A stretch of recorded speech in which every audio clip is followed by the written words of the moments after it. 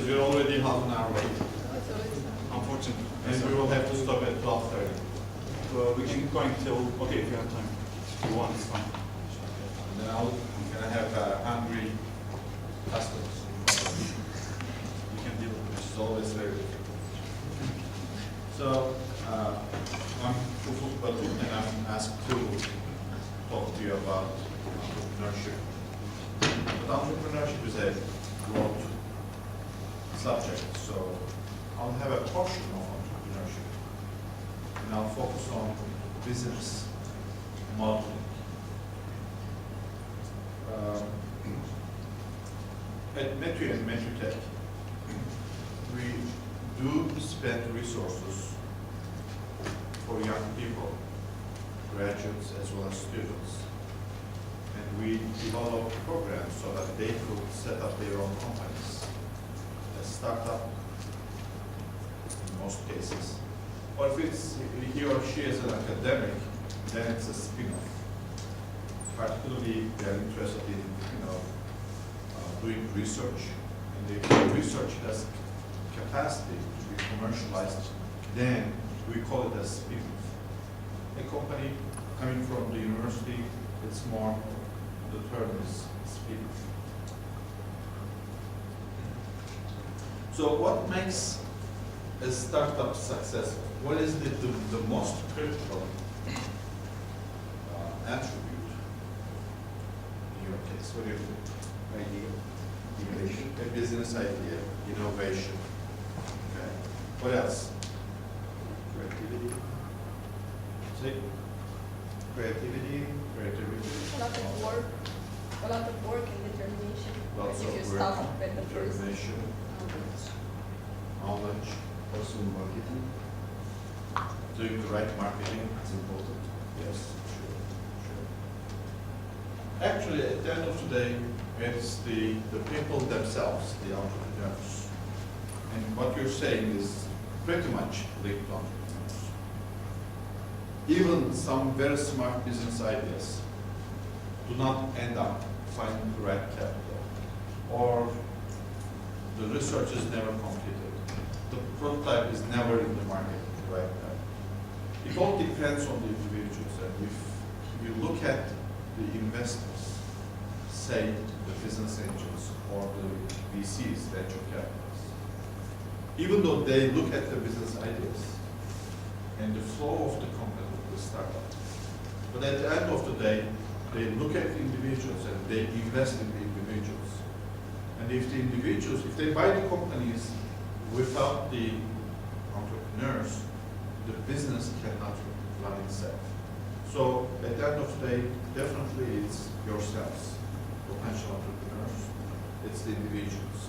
Surely with the smart business idea, creativity, good marketing sense, they all count. So entrepreneurs, education, experience, but it's more the execution. And then when we talk about execution, it's operational experience. That is execution. Maybe you have a stage or a training program or part-time jobs, or you have family businesses. Your mothers, your fathers, your uncles are running businesses and you deal with them, you hear them talking about the business. That's all experience. So, education, training, experience, these are all outstanding credentials related to the individuals. And then one day, actually what we are looking for, through a business plan contest that we're running, for example, at Metritech, our science and technology program. And we're just about to start the 9th year of the business plan contest. And we have incubation programs and pre-incubation programs and training courses and others, so to speak, to foster a killer application. It could be a product, it could be a service, and yourselves, mostly probably your engineers, and engineers are bounding themselves to products more than services. And But sometimes services are quicker to be delivered to the market. And sometimes you call them a product. Through a product, actually, the value you contribute to the market could be a service. So again, products are important, but equally services are very critical, very important. So this killer application or idea, business idea, definitely you think about that, you live with that. And it turns out to be a passion. And yes, we care about the passion in the profile of the entrepreneur. Passion in the sense that, 24 hours, they work hard, they are disciplined, they create teams, they motivate themselves and they motivate the members. But not passion in the sense that, you can't deliver anything with this business idea 4 years, 5 years, and you carry on 10 years, 15 years, but nothing is coming up. That we don't call passion, because you have to be flexible, you have to adapt yourself to change, and if the business idea has no sense, and the market is not giving you the right signal, you should revise the business idea. So passion in a very well-described passion. So, if you have a business idea and you have some experience and good education, the smart people, the smart business people, how would you test this business idea?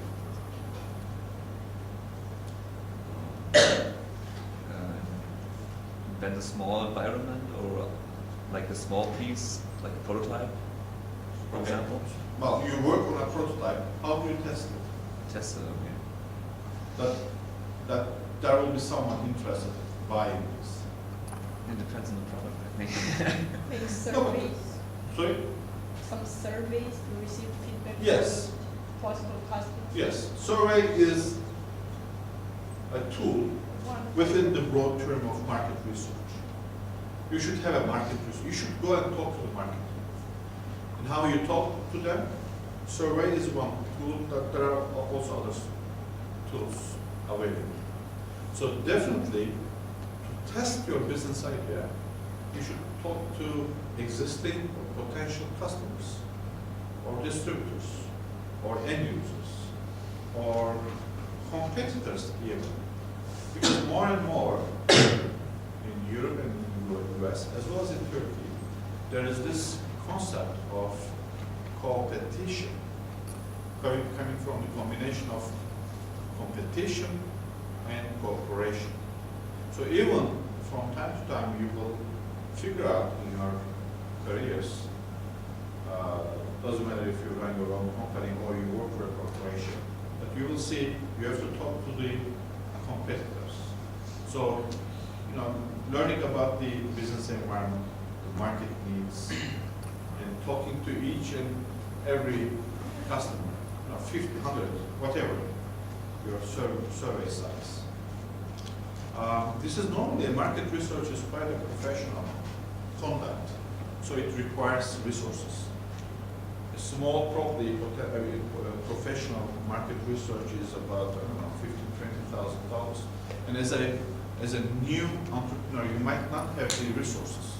So what you do is you run your survey yourself. You don't ask 1,000 people, but maybe you ask about 120. You go to Kızılay, or you go to Taksim Square, or you go to wherever you are. What's the square? Krakow.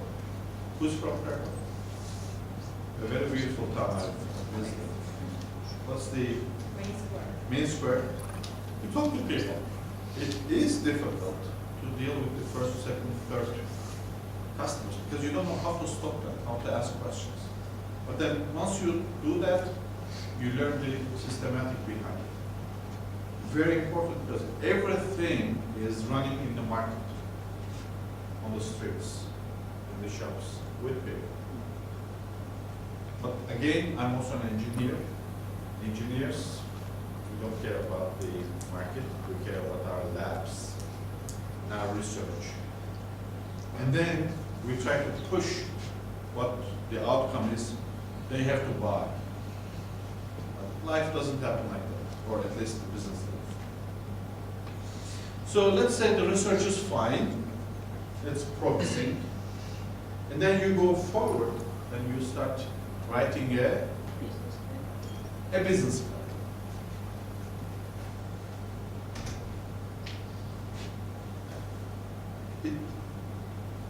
In the past, it was, a business plan was like, I don't know, 40, 50, 60 pages long. You know? The longer it is, the better it is.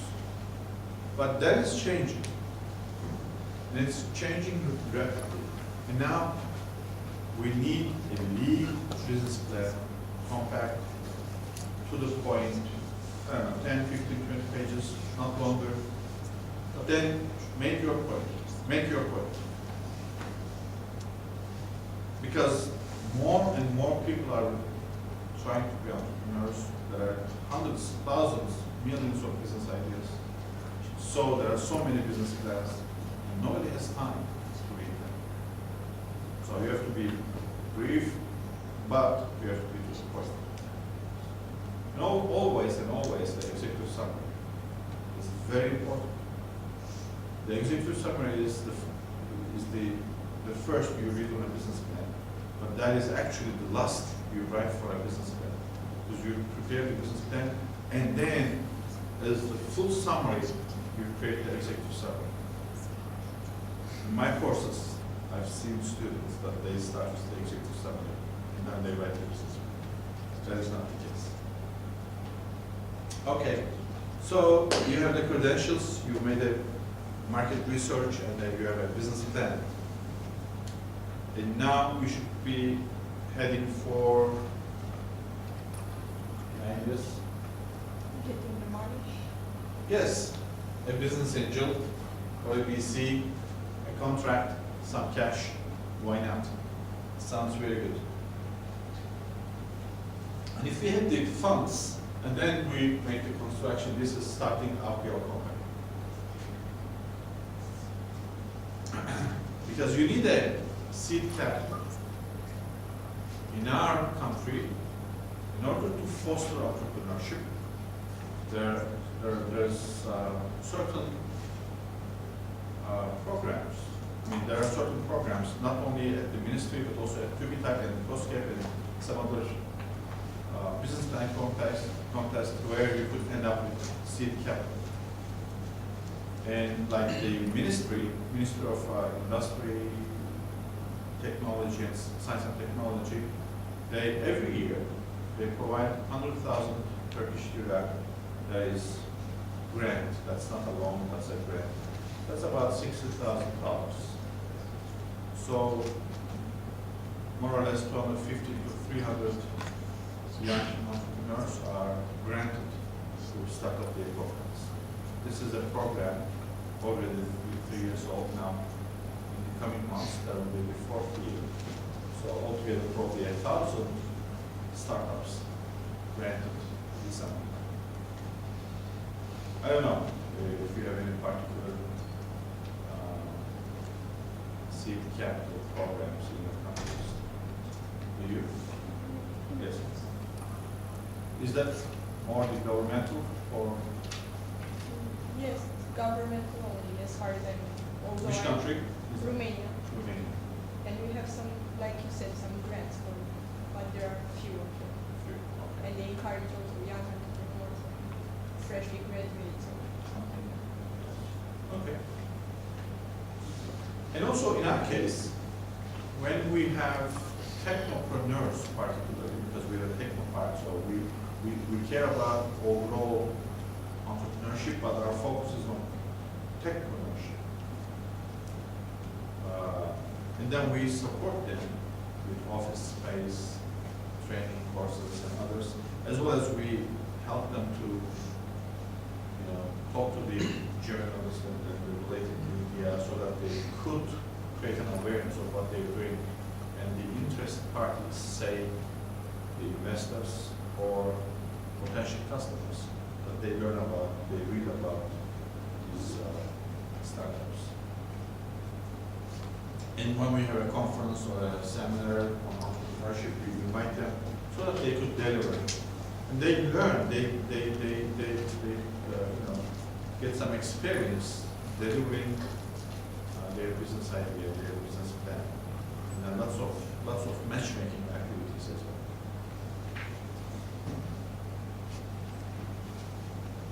well. Okay, so things seem to be under control. But then my question is, how likely is this business to succeed?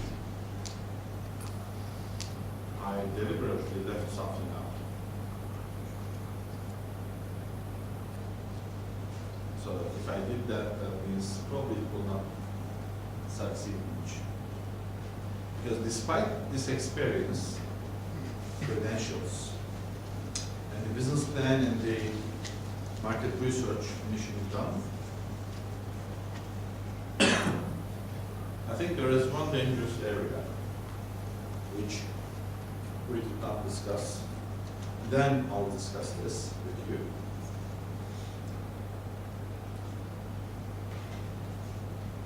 First of all, no business plan survives the first customer, real life experience.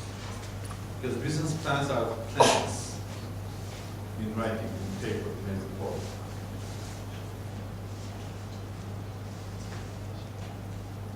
So, sticking to a planning document, it only works for a known future. And if you're talking about technopreneurs, it's technology, it's innovation, and the near future is difficult to visualize and to understand. So it's not a known future. That's why the plans, your business plan, might fail. And more importantly, it's the business model which counts, nothing else. It's not the business idea. And the young people, what I see in experience is, young people like yourselves, when you have a business idea, you tend to keep it to yourself. You don't like to share it. You don't want to have feedback. You're a little bit skeptical that the business plan could be stolen, taken away. And it's not the case, because the business idea, unless it's very, very, very unique, and in most cases that's not the case, you might keep it if it's very unique, but still you need some feedback. You definitely need business expertise, some guidance, some mentorship. So you have to talk to people, you have to open up your business idea. What is more important is the business model. How you will take this business idea into the market as a value, as a product, or as a service. How you're going to do that is more important. So we have a saying, it's the business model stupid. That is actually a common saying that they use in the States, in politics, that, you know, they talk about the elections. It's the economy stupid, there's a phrase. It's the economy which makes the elections in the States, not Afghanistan, not Iraq, not other places. So in most cases, you know, as far as the presidential elections are concerned, it's the economy. And in our case, if we're talking about entrepreneurship, it's always the business model. So if you want to walk out this afternoon from this room, probably we're going to have an hour or so discussions. But then this single statement, I would like you to walk away with. That is the business model, the importance of the business model. That's as simple as this. So building a company does not mean you're going to be commercial, that you're going to have profits. It's a technical thing to set up a company,